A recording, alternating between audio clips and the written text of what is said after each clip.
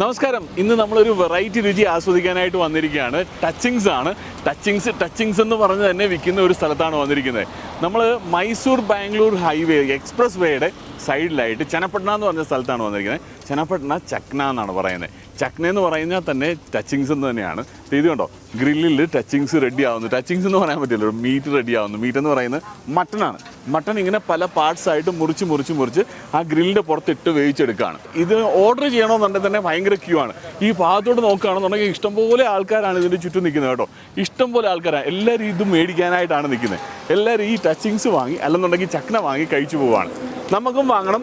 പോയി ക്യൂ നിന്ന് ഓർഡർ ചെയ്ത് ഏത് പാർട്സ് ആണ് വേണ്ടത്, അല്ലെന്നുണ്ടെങ്കിൽ മിക്സ്ഡ് ആണ് വേണമെന്നുണ്ടെങ്കിൽ മിക്സ്ഡ് ആയിട്ട് നമുക്കും വാങ്ങി കഴിക്കാം.